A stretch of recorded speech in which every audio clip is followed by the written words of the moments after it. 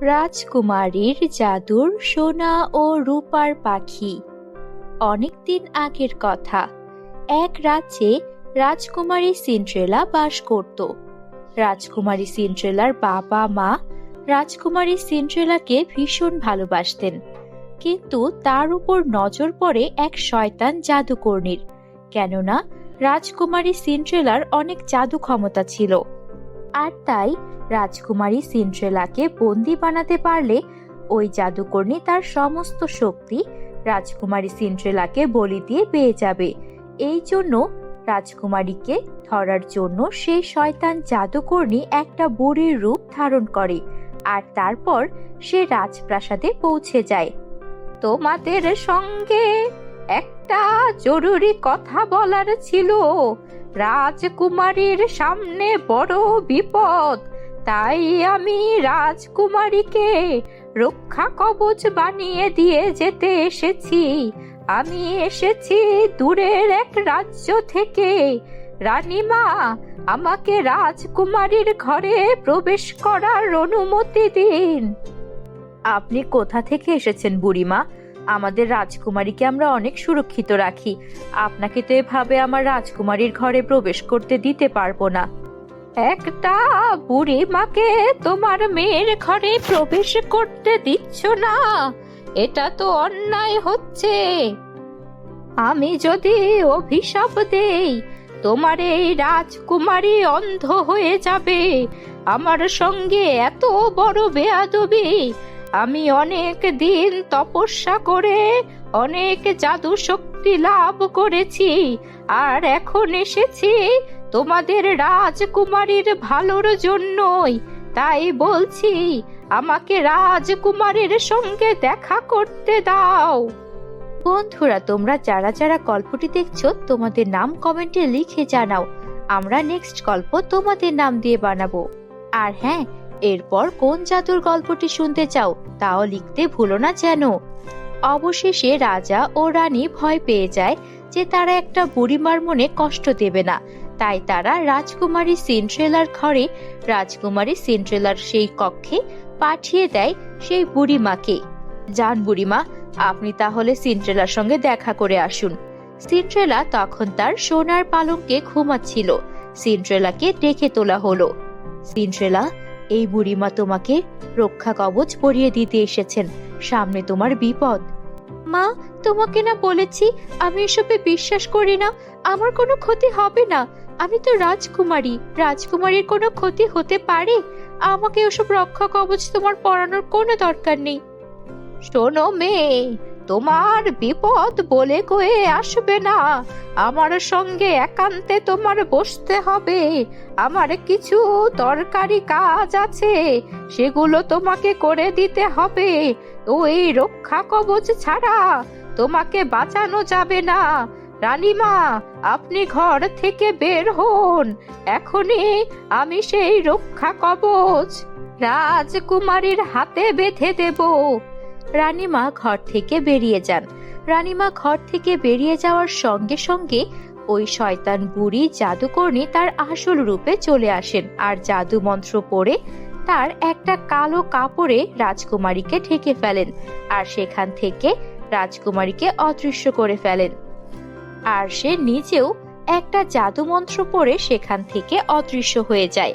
এদিকে রানীমা ঘন্টার পর ঘন্টা সেই মহলের বাইরে অপেক্ষা করতে থাকেন, কিন্তু রাজকুমারীকে পাওয়া যাচ্ছিল না।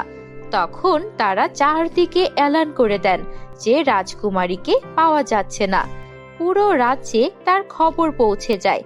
এদিকে রাজকুমারীর দুইটা পাখি ছিল, একটা ছিল সোনার পাখি, আরেকটা রূপার পাখি। রাজকুমারীকে পাওয়া যাচ্ছে না এই খবর পেয়ে সেই পাখি দুটো রাজপ্রাসাদে প্রবেশ করে।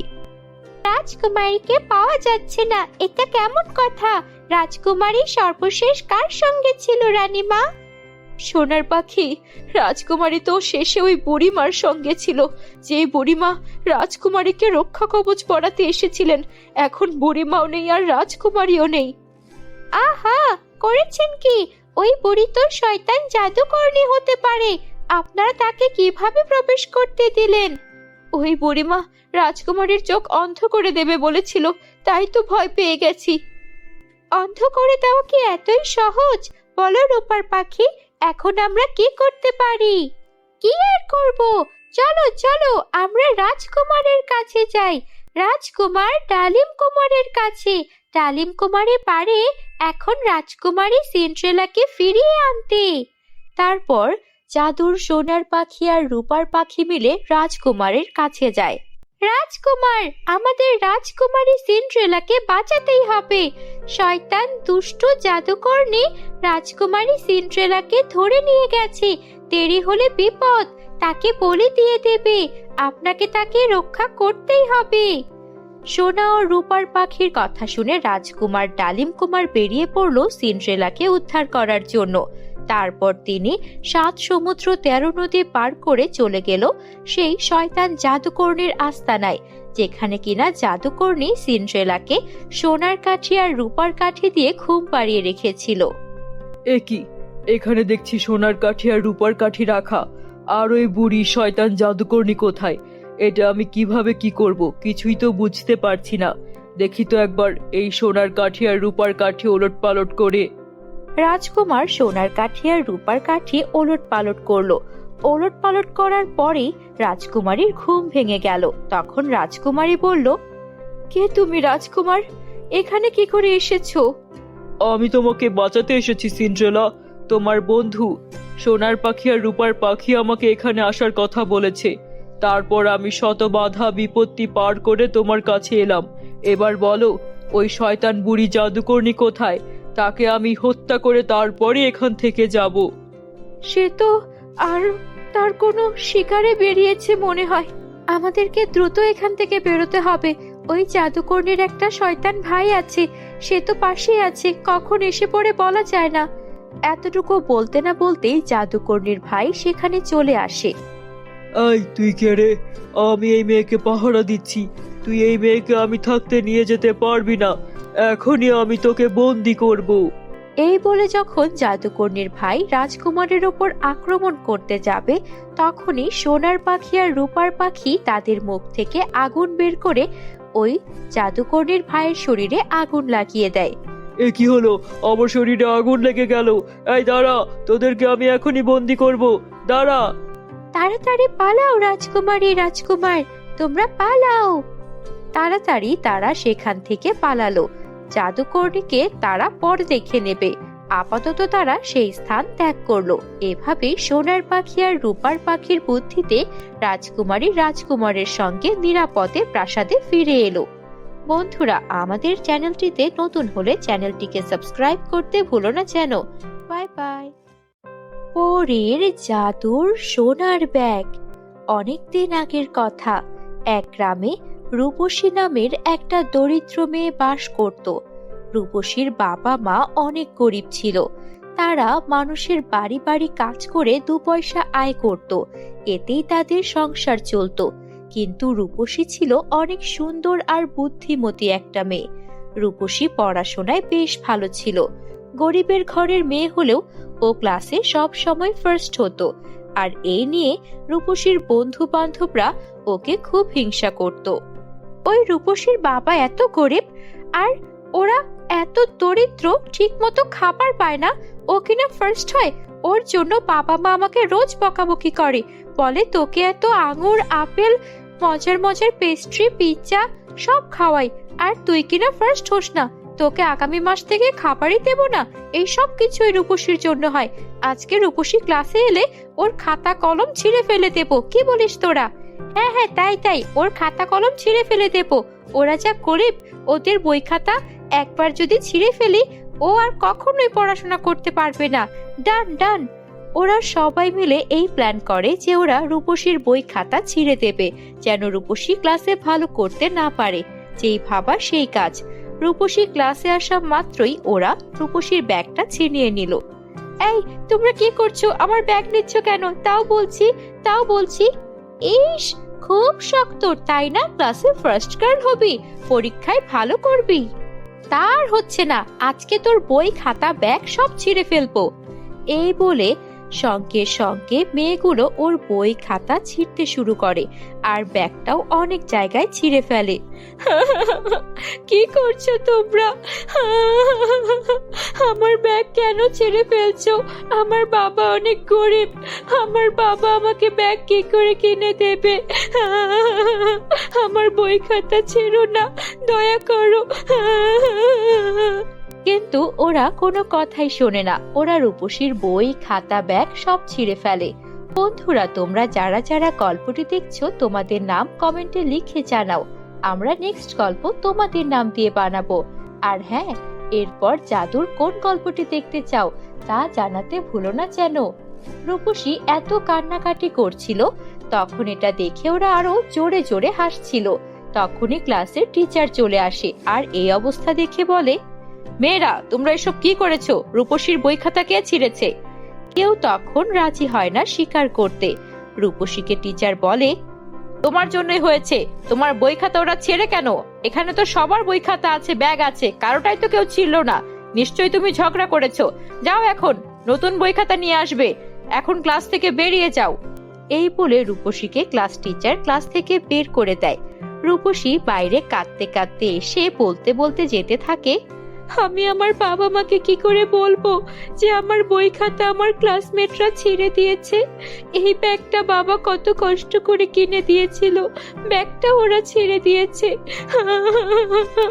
আমার মতো গরিবদের জীবনে এত দুঃখই হয়ে থাকে যে আমরা পড়াশোনা করতে পারি না। হে উপরওয়ালা, আমাকে সাহায্য করো, আমি যে অনেক পড়াশোনা করতে চাই। রূপসী এভাবে কান্না করছিল। কান্না করতে করতে ও যখন বাড়ির দিকে যাচ্ছিল তখনই ওর চোখে পড়ে একটা ছোট্ট বিড়ালের ছানা গাছের নিচে অসহায়ের মতো পড়ে আছে, তার পুরো শরীরে আঘাতের চিহ্ন। আহারে, এই বিড়ালটাকে এভাবে মেরেছে কে? কি কষ্ট হচ্ছে বিড়ালটার।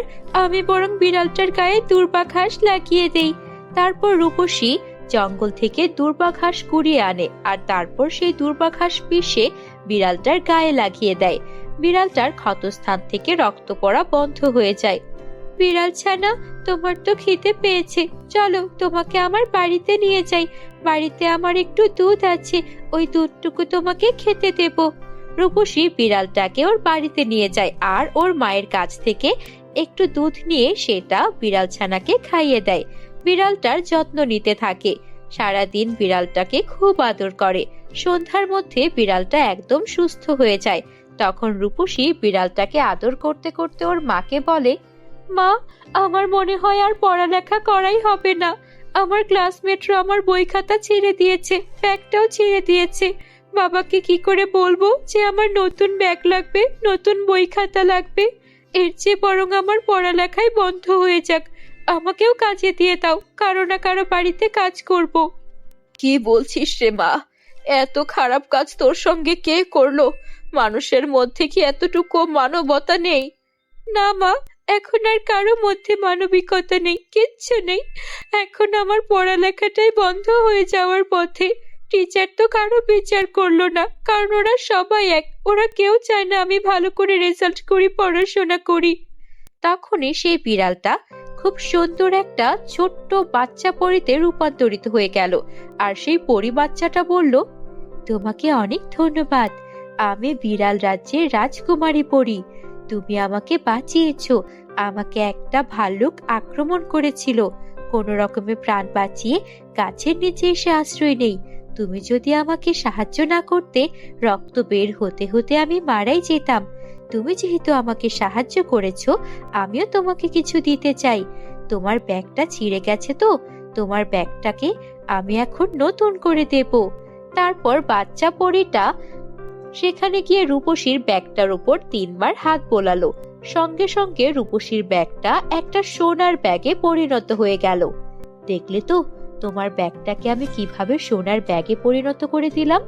এইবার এই ব্যাগটা বিক্রি করে তুমি অনেক টাকা পাবে, যেই টাকা দিয়ে তুমি বই কিনতে পারবে। আর তোমাদের ওই স্কুলটা একটুও ভালো না, যেখানে কিনা টিচাররা ছাত্রদের সঙ্গে সঠিক ব্যবহার করে না। তুমি একটা অন্য ভালো স্কুলে ভর্তি হবে। কি রূপসী, পারবে তো? রূপসী চোখের সামনে বিড়াল রাজকুমারী পরীকে দেখে অবাক হয়ে গিয়েছিল, কিন্তু তারপরও নিজেকে সামলে নিয়ে রূপসী বলল, বিড়াল ছানা, তোমাকে তো আমি অনেক ভালোবেসেছি। তুমি এখন বিড়াল ছানা থেকে পরী হয়ে গেছো আর আমার সাহায্য করছো, তার জন্য তোমাকে অনেক অনেক ধন্যবাদ। তুমি আমার কাছেই থাকতে পারো। তুমি কি এখন চলে যাবে? হ্যাঁ রূপসী, আমাকে আমার বাবা মায়ের কাছে ফিরে যেতে হবে। তবে আমি মাঝে মাঝে তোমার সঙ্গে আর তোমার পরিবারের সঙ্গে দেখা করতে আসব।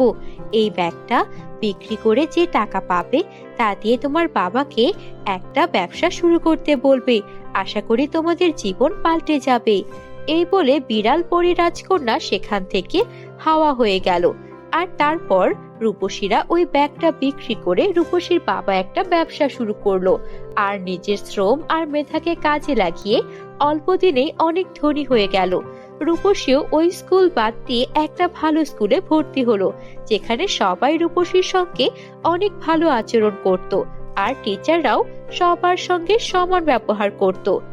এইভাবেই রূপসী ওই বিড়াল ছানার দেওয়া জাদুর সোনার ব্যাগের কারণে ওর পরিবার নিয়ে সুখে শান্তিতে বসবাস করতে শুরু করে। বন্ধুরা, আমাদের চ্যানেলে নতুন হলে আমাদের চ্যানেলটিকে সাবস্ক্রাইব করতে ভুলো না যেন। Bye bye.